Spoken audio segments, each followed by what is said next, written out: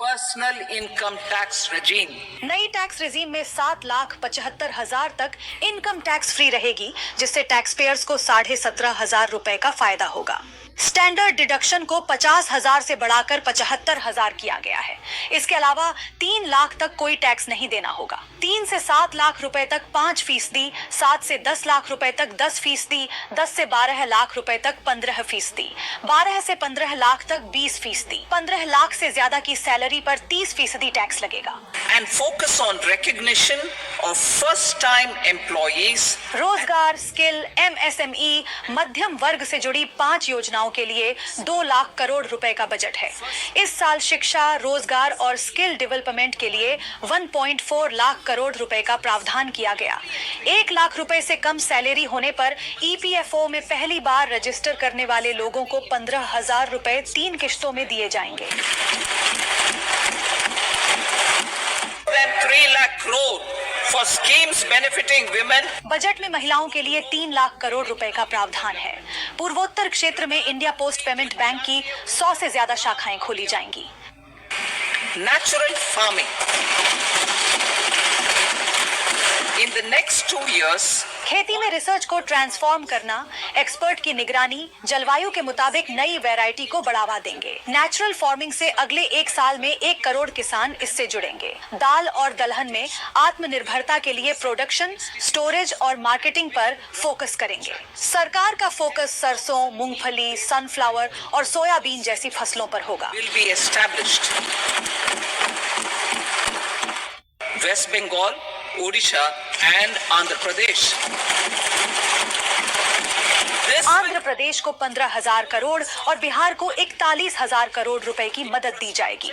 बिहार, झारखंड, पश्चिम बंगाल, ओडिशा और आंध्र पहली बार नौकरी करने वालों को 15,000 की एक्स्ट्रा सैलरी एडवांस में मिलेगी। हायर एजुकेशन के छात्रों को 10 लाख रुपए का स्टूडेंट लोन और देश भर की 500 बड़ी कंपनियों में 1 करोड़ युवाओं को कराई जाएगी पेड इंटर्नशिप।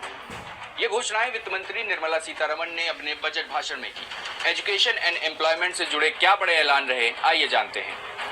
इस साल एजुकेशन बजट 1.48 लाख करोड़ रुपए अनाउंस किया गया है। वित्त मंत्री ने नौकरी और स्किल ट्रेनिंग से जुड़ी 5 बड़ी स्कीम्स लॉन्च की।